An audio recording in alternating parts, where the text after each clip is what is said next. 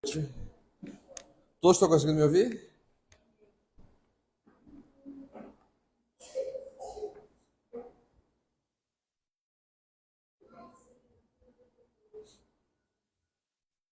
Bom, pessoal, como nós não estamos tratando de uma exposição, então os textos que nós vamos consultar, eu fiz questão de escrever aqui na pregação, mas a gente pode ir colocando aí, acompanhando também aí, certo?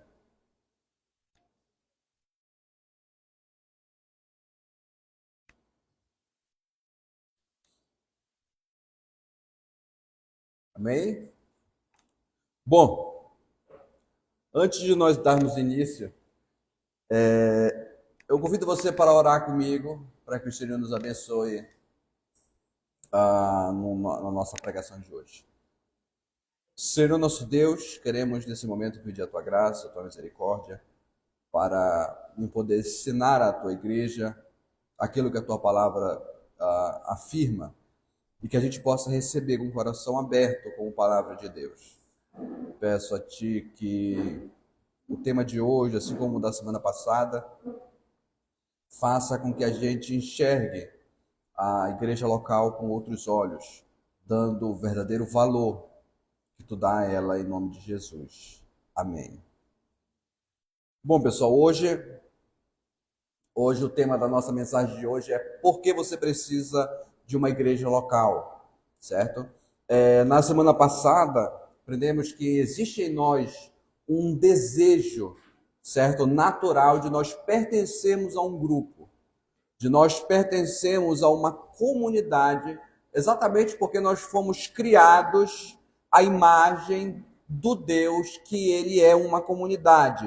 Ele é uma comunidade em que o Pai, Filho e Espírito Santo honram e amam um ao outro. Amém? Então, nós temos esse anseio, esse desejo em nós.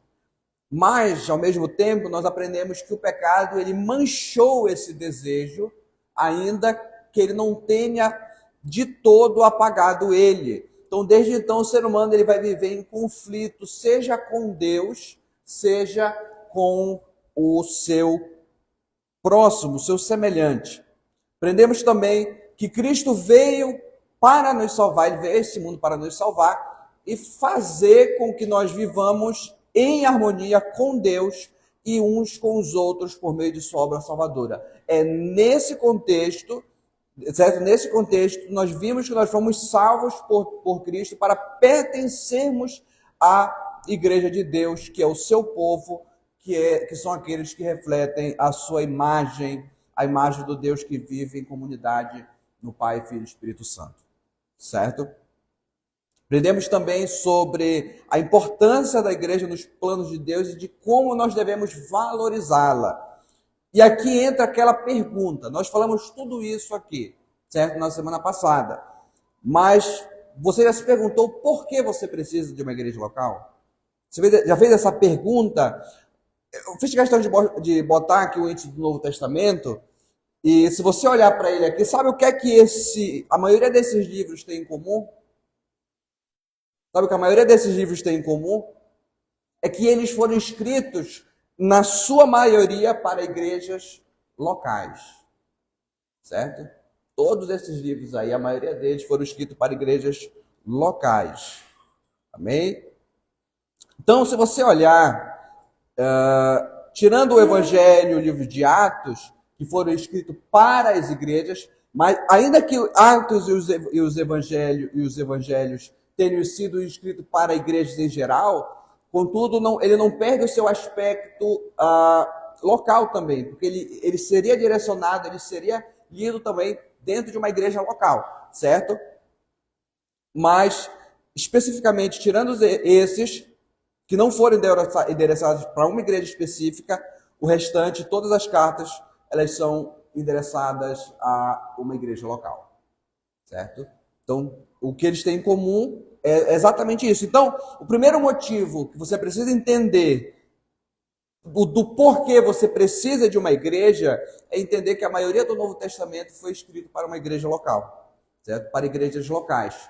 Não foi escrita, com exceção de Tito, Filemão e Timóteo, o restante não foi escrito para uma igreja, para um indivíduo ou alguém, um cristão isolado, certo? Até mesmo Tito, as cartas a Timóteo, Filemão, eles foram escritos levando em consideração o contexto de igreja local, certo? O segundo motivo, pessoal, e talvez esse aqui a gente precisa se atentar mais, é que não tem como você obedecer boa parte da Bíblia se você não fizer parte de uma igreja.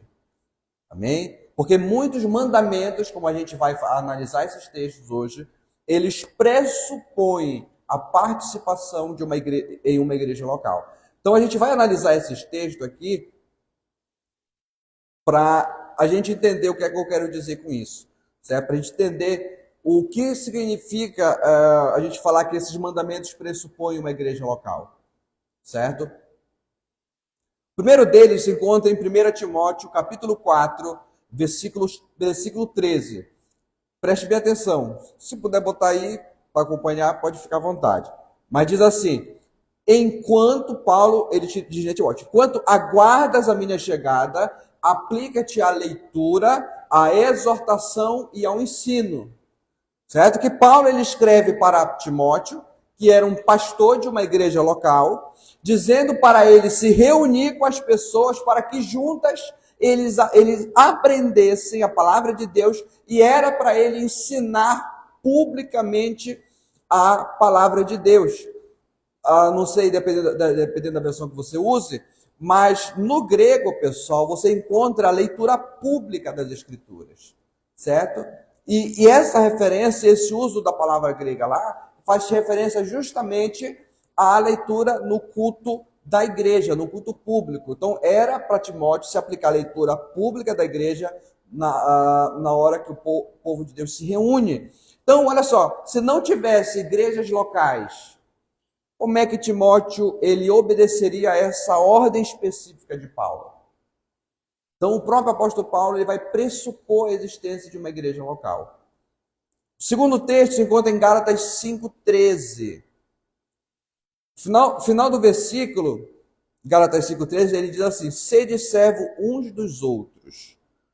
Paulo novamente se dirige a uma igreja local, que era a igreja da Galácia, dizendo que os irmãos daquela igreja deveriam servir uns aos outros. Como é que eles poderiam viver isso sem estar inserido no contexto de uma igreja local? Certo? E o segundo texto, que é o texto de Romanos, capítulo 12, verso 15, Paulo diz o seguinte, olha, alegrai-vos com os que se alegram e chorai com os que choram. Se você não estiver inserido em uma igreja local, as pessoas da igreja local vão se alegrar, mas você não vai saber da alegria deles.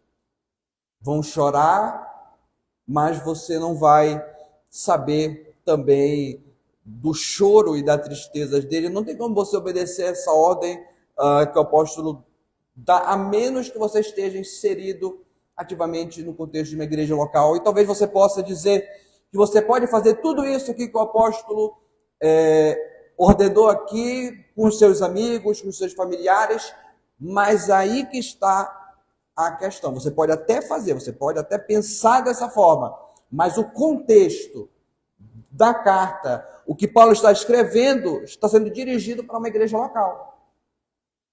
Está sendo dirigido para uma igreja local, assim como todos os demais mandamentos que o apóstolo Paulo fala nesse contexto. Certo? Anteriormente ele falou assim, sede servos uns dos outros, que diz agora, Gálatas 5,13. Contexto de igreja local. Certo? Outra leitura, Romanos capítulo 12, versículos 1 a 5, diz assim: portanto, irmãos, exorto-vos pelas compaixões de Deus, que apresenteis o vosso corpo como sacrifício vivo, santo e agradável a Deus, que é o vosso culto racional. E não vos amoldeis ao esquema deste mundo, mas sede transformados pela renovação da vossa mente, para que experimenteis qual seja a boa, agradável e perfeita vontade de Deus. Porque pela graça que me foi dada, digo a cada um dentre vós, que não pense de si mesmo mais do que convém, mas que pense de si com equilíbrio, conforme a medida da fé que Deus repartiu a cada um. Pois assim como em um corpo temos muitos membros, e todos os membros não têm a mesma função, assim também nós, embora muitos, somos um só corpo e individualmente membros uns dos outros. Muitas vezes, pessoal, esse texto aqui ele é usado para falar especificamente de questões sexuais, para não se amoldarem aos padrões deste mundo, para não viverem no pecado sexual. Só que o que é que o contexto ele vai nos dizer? O contexto nos ensina que não é especificamente sobre isso que o apóstolo Paulo ele está falando, certo? Qual é o padrão? Vamos entender o que seria o padrão do mundo aqui, segundo o contexto. O padrão do mundo seria justamente a individualidade. Você viver para si, certo? É você achar que você é autossuficiente, mas Paulo não está dizendo isso. Não, olha só. Você é membro do corpo. Você é parte da igreja. Não existe nada mais egoísta do que achar que você é a igreja sozinho. Não, assim, olha, você é parte do corpo. Você não é a igreja toda. E olha só que interessante, que Deus estabeleceu a sua igreja a cada crente, de modo que cada crente, cada cristão, ele não seja autossuficiente. Deus estabeleceu a igreja para que cada um necessitasse um do outro, certo? Cada um precisa do corpo, ele é parte do corpo. Sem o resto do corpo, pessoal, ele não tem o menor sentido. Isto é, um crente sem uma igreja não faz o menor sentido, certo? Não faz o menor sentido. Amém? Outro texto, Efésios capítulo 5, verso 19, diz assim: falando entre vós com salmos, hinos e cânticos espirituais, cantando e louvando ao Senhor no coração. Como é que você pode viver esse mandamento aqui sem ser numa igreja local? Com amigos do trabalho? Com amigos da rua? Amigos da faculdade? Você consegue conversar, falar com eles com salmos, hinos e cânticos espirituais? Você consegue, com seus familiares descrentes, você consegue obedecer esse mandamento? Sem ser no contexto de uma igreja local? Você percebe como isso parece difícil? Você percebe como isso parece, se não impossível? Novamente, não tem como você obedecer esse mandamento sem fazer parte de uma igreja local. Amém? Outro texto aqui que a gente conhece também, 2 Coríntios, capítulo 9, versos 7 a 13, que fala do contexto de oferta, generosidade, para que Paulo escreve, para que a igreja participe juntos, para que colabore juntos, para que seja algo do corpo de Cristo. Então, biblicamente falando, pessoal, a generosidade, oferta, contribuição, ela é uma obra da igreja, certo? É a igreja que é chamada a ser generosa. Não tem como você obedecer isso se não for parte de uma igreja local, pelo menos não nesse contexto que a carta nos ensina. Certo? Pelo menos não nesse contexto. Outro, Hebreus capítulo 13, verso 7 e versículo 17, diz assim, o autor de Hebreus ele nos ensina: lembrai-vos dos vossos líderes que vos pregaram a palavra de Deus, observando-lhes atentamente o resultado da vida, imitai-lhes a fé. E Hebreus 13, 17 diz assim: obedecei a vossos líderes, ou vossos pastores, também pode ser, sendo-lhes submissos, pois eles estão cuidando de vós, como quem há de prestar contas, para que façam com alegria, não gemendo, pois isso não vos seria inútil. Certo? Como é que alguém, novamente, partindo da mesma premissa, como é que alguém poderia ter um pastor se não for parte da igreja local? E antes que você pense assim, mas meu pastor é Jesus, preste bem atenção, o Senhor Jesus, ele pastoreia a sua igreja por meio dos seus pastores que ele constituiu aqui na terra. Certo? Isso está claríssimo nas Escrituras. Então, geralmente, alguns que desprezam a igreja, ele afirma, não, mas o meu pastor é Jesus. Certo? Pode até ser, mas que ele pastoreia a sua igreja por meio de pastores, que ele constitui aqui na terra, isso está claro na Bíblia, certo? Então, olha só, outra parte, que é o verso 17, ele diz assim, que é para nós obedecermos os pastores porque eles eram por nós. E eles vão prestar conta das ovelhas que o Senhor colocou sob suas responsabilidades. E aqui, pessoal, preste bem atenção, os pastores da igreja Sal da Terra, eles não vão prestar conta do irmão ou daquele que se diz cristão, mas vive na sua casa, ou são de outras igrejas. A responsabilidade dos pastores Sal da Terra não são com eles. Nós vamos prestar contas daqueles que Deus colocou como membros da Igreja Sal da Terra. É desse que nós vamos prestar contas a Deus. Certo? E o mandamento, novamente, ele implica uma igreja local. 1 João, capítulo 1, verso 7. Mas se andarmos na luz, temos comunhão, assim como ele está na luz, temos comunhão uns com os outros, o sangue de seu Filho nos purifica de todo pecado. Cristo purifica o pecado somente daqueles que creem, certo? Isto é, daqueles que ele salvou. E lemos na semana passada, Atos 2,47, onde é que o Senhor coloca aqueles que ele salva? O Senhor acrescenta onde? Na igreja.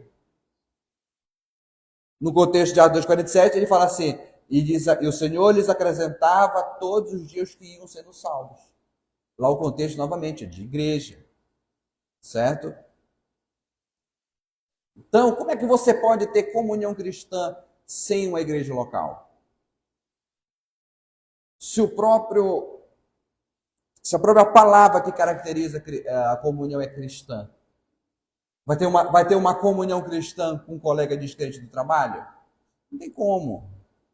Certo? E essa palavra aqui, pessoal, comunhão, muitas vezes ela é entendida de forma equivocada em nosso meio, porque normalmente a gente associa ou iguala ela a atividades sociais. Nós vamos falar, vamos ter um tempo de qualidade, vamos comer juntos, bater um papo, etc. Mas comunhão ele é muito mais do que isso, certo? A palavra grega usada para comunhão é koinonia, que quer dizer algo em comum, certo? E no Novo Testamento, comunhão ela envolve basicamente 3 aspectos. O primeiro dele que é comunhão é relacionamento, certo? É onde a vida de Deus é compartilhada na comunidade local. É onde a vida de Deus é compartilhada na comunidade local. Então, o que nos une, pessoal, não é o fato de nós sermos iguais ou gostarmos das mesmas coisas, torcermos para o mesmo time, não. Mas o fato de desfrutarmos de uma vida em comum com Cristo. Certo? Ou nos desfrutarmos, é isso que nos une. O fato de nós termos a mesma fé, o mesmo Pai, o mesmo Espírito Santo, o mesmo batismo. Certo? É isso que nos une. Então, por isso que o diferencial da comunhão cristã é justamente por ser cristã. Certo? Porque Cristo é a sua base. Se Cristo não for o centro, e aqui entra o diferencial de uma comunhão para uma comunhão cristã. Certo? Se Cristo não for o centro da comunhão, das conversas entre os irmãos, da maneira como nos relacionamos, no modo como pensamos sobre todas as coisas, então nós não temos uma comunhão cristã. Se Cristo não for o centro, nós não estamos diante de uma comunhão cristã.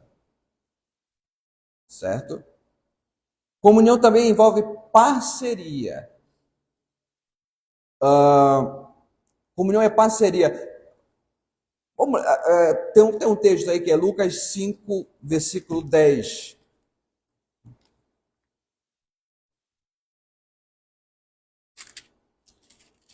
Lucas, capítulo 5, versículo 10.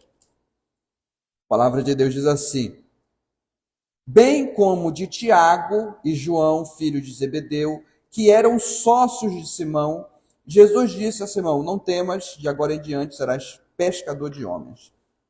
Essa palavra aqui, pessoal, que o texto ele vai usar aqui para se referir a sócio ou parceiro, é a mesma palavra, é justamente a palavra koinonia, certo? Está falando justamente da palavra koinonia. Então, comunhão é a ideia de um relacionamento que envolve uma parceria. Amém? Filemão, capítulo, verso 17, Paulo também usa a palavra koinonia como referência como traduzida como irmão companheiro. Filipenses 1,5, Paulo usa novamente a palavra koinonia como referência a cooperador, cooperação. Então, essa palavra nos faz ver como os cristãos unidos, juntos com uma comunidade que não está parada, certo? Não uma comunidade que está estática, parada, certo? Mas ela está agindo em parceria uns com os outros, com um único propósito e objetivo. Qual é? A glória de Deus, que é atingida através da pregação do Evangelho, que tem como objetivo salvar os perdidos e edificar os santos. Amém?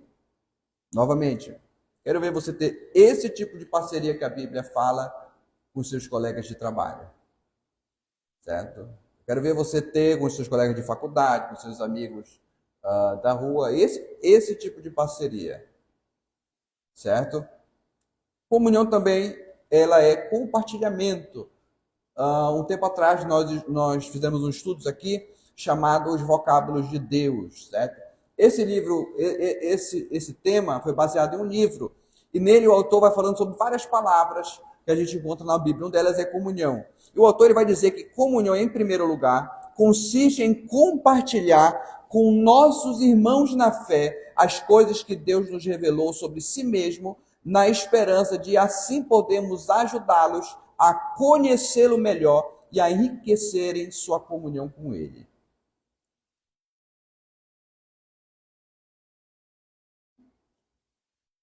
O que ele está dizendo aqui, pessoal, é que essa palavra comunhão se refere a um compartilhar da vida espiritual, certo? Não é um relacionamento sem propósito.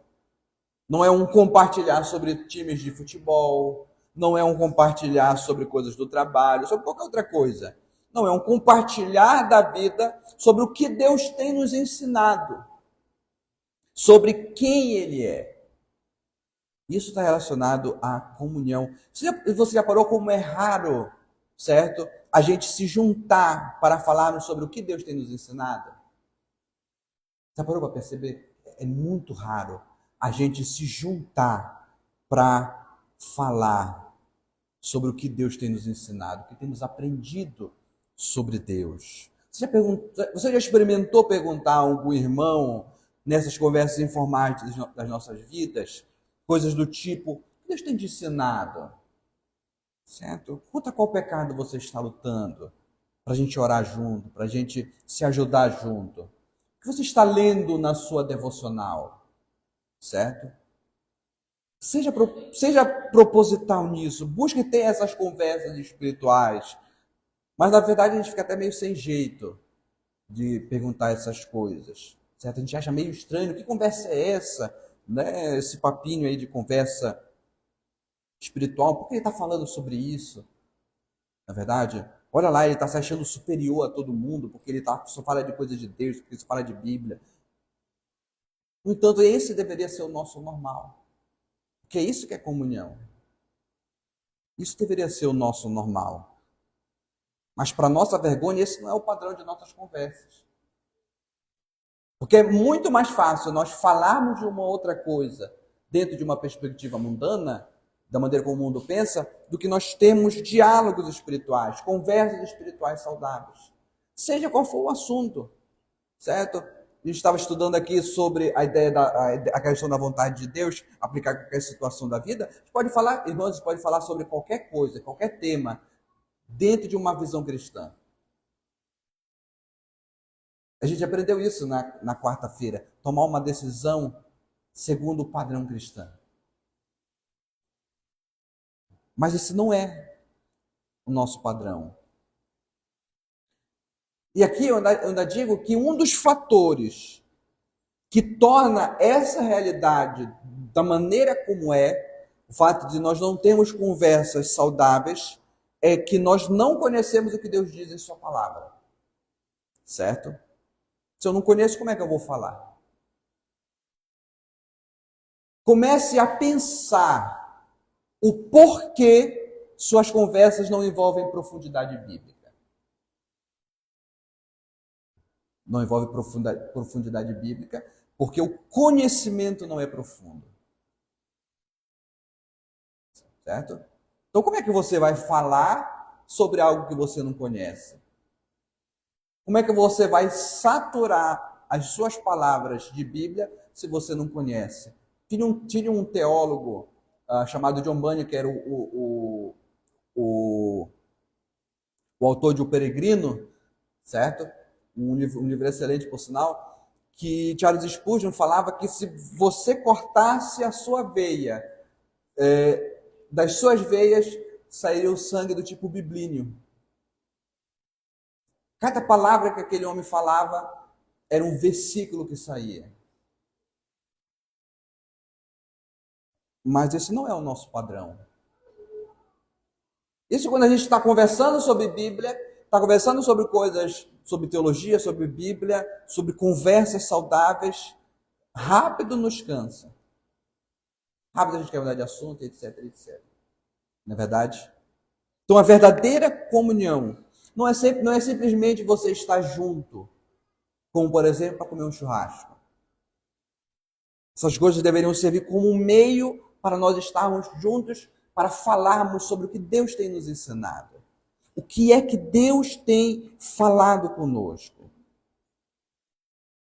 Pense em quantas vezes você já saiu do culto e conversou sobre o que Deus acabou de ensinar a você.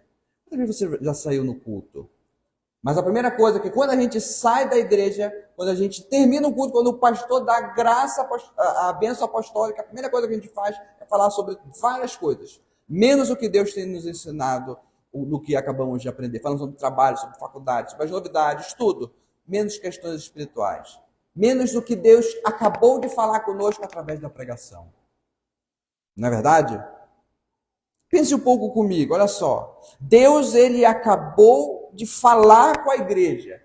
E ao invés de falar sobre o que Deus acabou de falar, nós vamos falar sobre outras coisas. Nós somos muito fracos e perdemos o senso de que Deus acabou de falar com a gente. A gente minimiza isso. A gente tira a importância da pregação da palavra. Mas nós podemos buscar essas mudanças.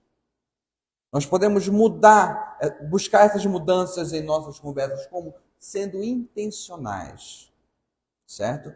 Comece a fazer perguntas, seja depois do culto ou nas conversas do dia a dia aos seus irmãos, do tipo, e aí, o que é que Deus falou com você na pregação? O que é que você aprendeu? O que é que você achou da mensagem?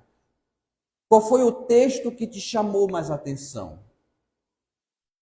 Você já pensou o que Deus pode fazer através de simples conversas intencionais, diálogos espirituais entre nós? De como Deus ele pode mudar a realidade da igreja, a cultura da igreja, simplesmente porque o colocamos no centro dos nossos diálogos?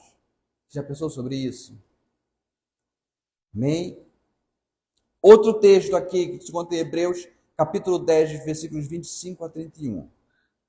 Paulo, o autor de Hebreus, ele diz assim: não abandonemos a prática de nos reunir, como é costume de alguns. Parece que o autor de Hebreus escreveu essa carta ontem, né? Não abandonemos a prática de nos reunir, como é costume de alguns, mas pelo contrário, animemo-nos uns aos outros, quanto mais vedes que o dia se aproxima. Se continuarmos, olha só, se continuarmos intencionalmente no pecado, depois de receber o pleno conhecimento da verdade, já não resta mais sacrifício pelos pecados, mas uma terrível expectativa de juízo e um fogo ardente que destruirá os adversários. Pense bem disso aqui, porque o apóstolo Paulo está falando da consequência dos que abandonam a congregação, certo? O ato de congregar. Quando alguém rejeita a lei de Moisés, morre sem misericórdia pela palavra de 2 ou 3 testemunhas. Imaginai quanto maior castigo merecerá quem insultou o Filho de Deus e tratou como profano o sangue da aliança, pela qual foi sacrificado, e afrontou o Espírito da graça? Pois conhecemos aquele que diz: minha é a vingança, eu o retribuirei. E outra vez, o Senhor julgará o seu povo. E o verso 31, coisa terrível é cair nas mãos do Deus vivo.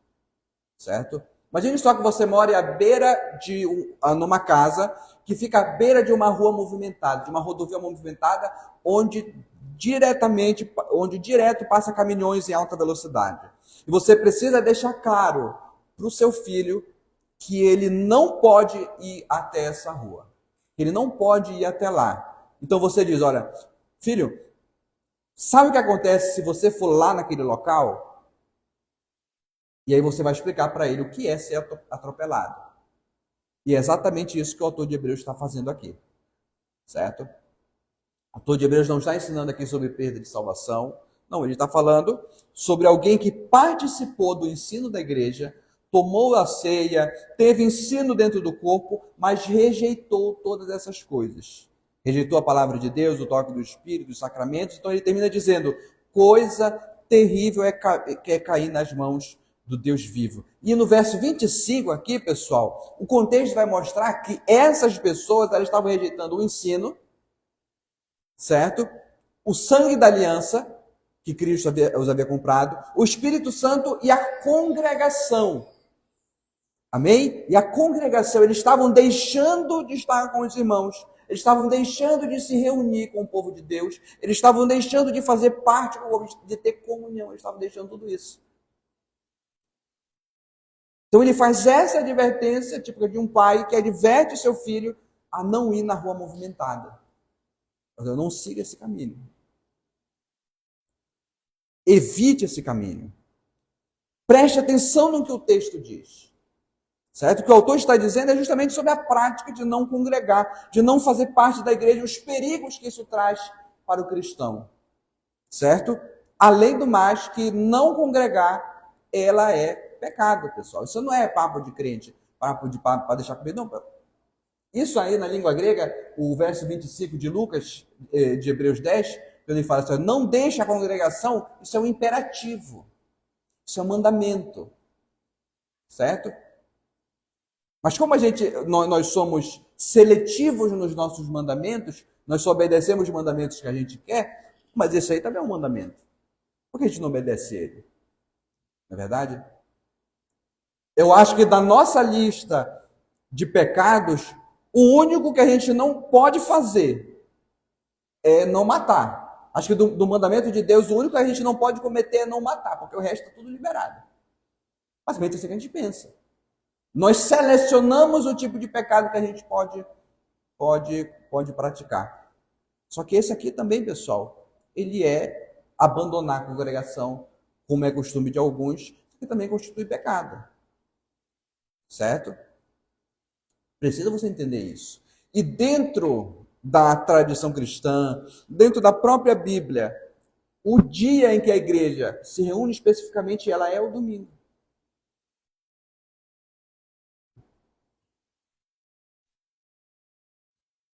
O domingo deveria ser uma prioridade para o cristão. Certo? O domingo, que na Bíblia seria o equivalente à obediência do quarto mandamento, em separar um dia para Deus, o dia de descanso pertence a Deus. Certo? O dia de descanso, o dia de cultuar o Senhor, pertence a Deus. O Senhor, ele ordenou que a gente separasse um dia da semana para cultuá-lo, porque esse dia pertence a Ele. Certo? Então, vamos começar a pensar que toda a nossa vida no domingo deve se voltar ao máximo para a reunião do povo de Deus em culto ao Senhor na igreja local. O dia do Senhor não é para você estar gastando sua energia com outras coisas.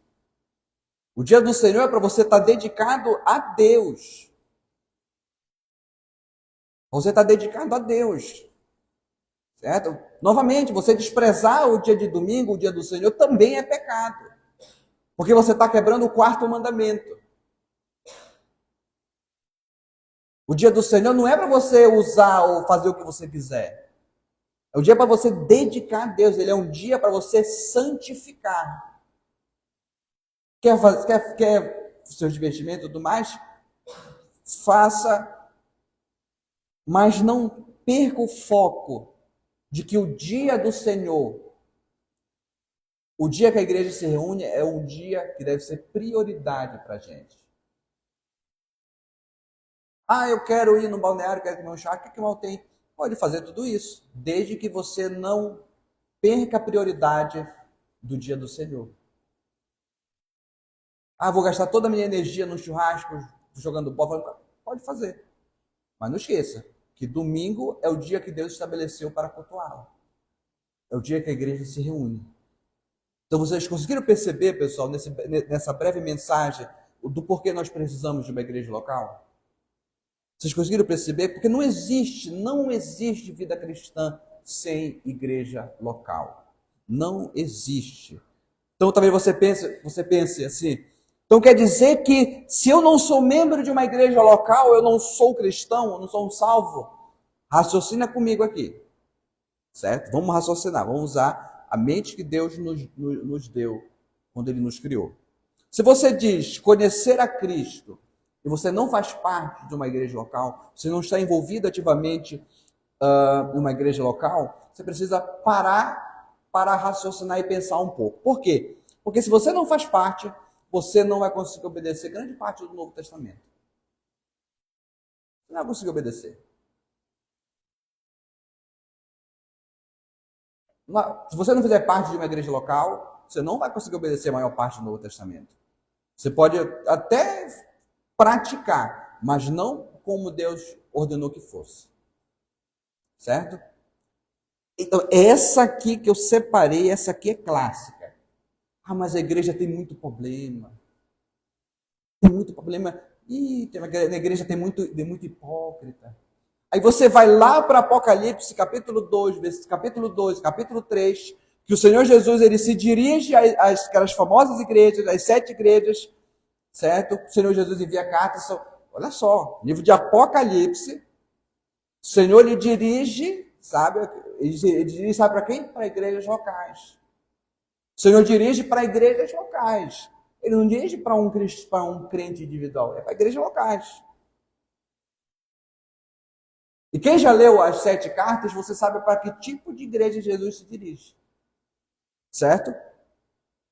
Igrejas que tinham sérios problemas, mas em nenhum momento você vai ver Jesus dizendo coisas do tipo, olha só, você que não está na igreja, você já tentou imaginar Jesus falando isso lá no livro de Apocalipse? Você que está indo à igreja, olha só, tenta imaginar Jesus falando isso. Você que está indo à igreja, que acha que é melhor do que os outros, certo? Fique na sua casa. Comece a ser igreja sozinho.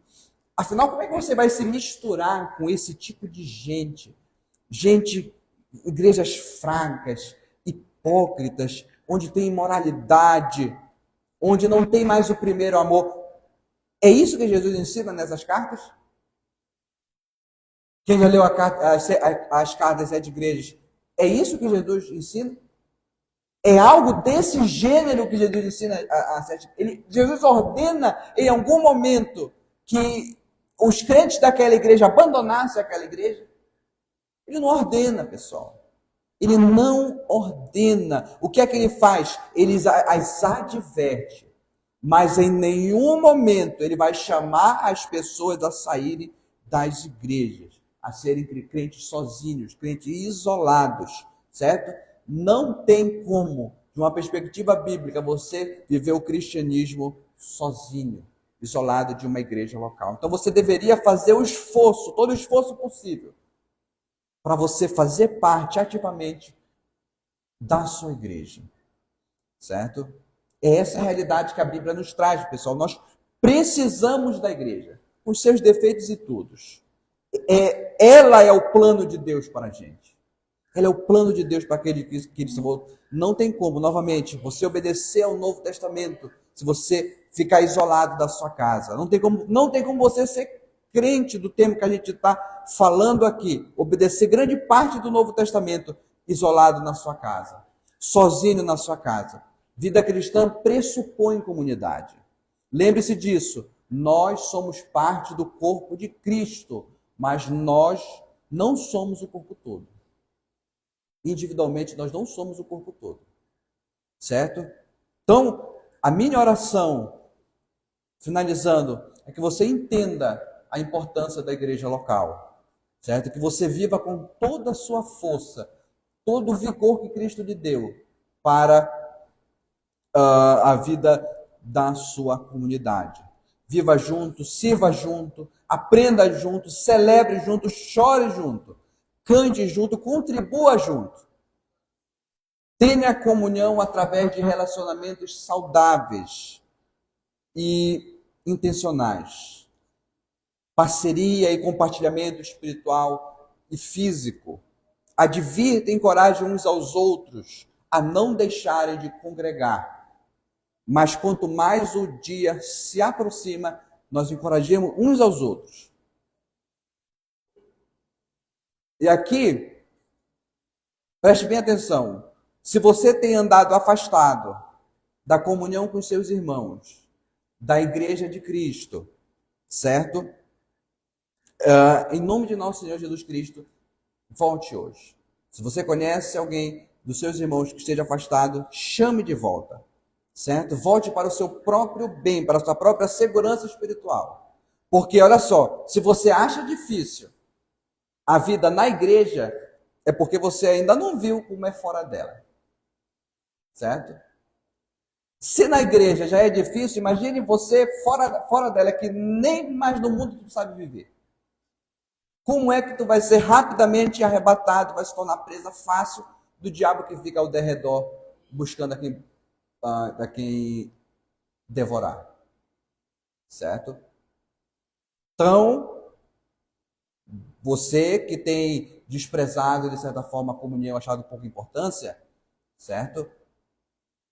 Comece a dar valor à sua igreja, comece a fazer parte da comunhão, porque você fora daqui, você vai se perder. Certo? Se perder, porque você vai ser presa fácil. E além do mais, você não vai ter suporte dos irmãos para ajudar você na caminhada. E eu ainda não vi, eu não conheço nenhum crente mesmo que esteja firme, que não faça parte de uma igreja local. Não existe. Se você conhecer, pode me apresentar, que faço questão de tomar um café junto, mas eu nunca conheci. Até porque, biblicamente, isso é impossível, pessoal. Certo? Amém? Vamos orar? Senhor nosso Deus, queremos nesse momento pedir a Tua graça para que essa mensagem penetre e frutifique em nossos corações. Pedimos que o Senhor nos ajude a dar a verdadeira importância, o verdadeiro valor ao seu povo, à sua igreja.